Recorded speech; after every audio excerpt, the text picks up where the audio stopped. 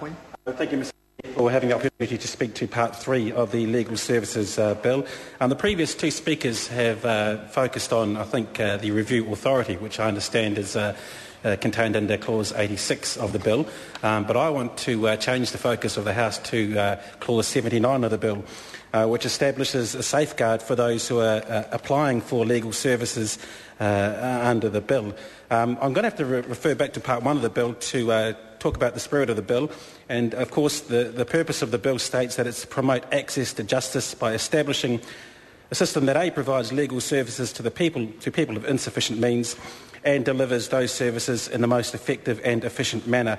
Now, I think members on both sides of the House want to ensure that happens, but I think what we need to make sure is that we don't get into a situation where the legal services that are offered under this bill become second-rate, whether that be because of quality of those who are representing the applicants or the resources that are afforded to it. Now, the Honourable Simon Power was in the House earlier during the debate and mentioned that there was a shortfall of around $405 million to legal services, to legal aid services over the next 5 years, and that, of course, is a major concern to members on this side of the House, because what we don't, as I say, what we don't want is for there to be a perception of a second-rate service when it comes to the legal aid that is offered under this bill.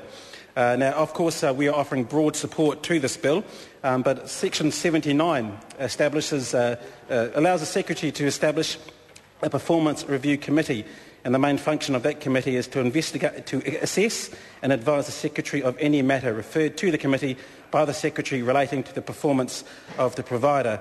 Now, that is a primary function of making sure that the applicants, those who are seeking legal aid, get the services that they are after. Now, in my dealings as Mana MP, those who are seeking legal services, legal aid services, and remember we're talking about people with insufficient means to get legal services of their own, through no fault of their own, necessarily ignorant of the law and the processes that go around seeking legal aid.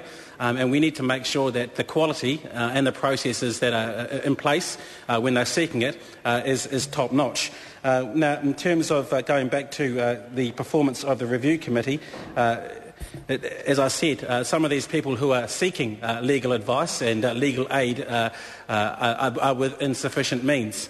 And it's a very important safeguard for those people to have the ability to go to a review committee and have, I think it is 3 months, to ensure that they are heard and that they can gather the information that is required over that 3-month period to make sure that their application or their review of their case is heard.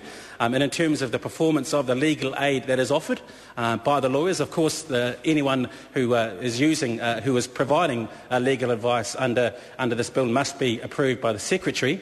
But that is not to say that anything that they offer in terms of legal aid is going to be adequate. And it is great that there is a safeguard mechanism within this legislation to make sure that those people who don't feel they have got adequate either resource or quality legal advice from those offering legal advice to them can go somewhere to make sure that their concerns are heard. The question is that Part 3 stand part. The member must go for the call straight away. I call Sir William CO.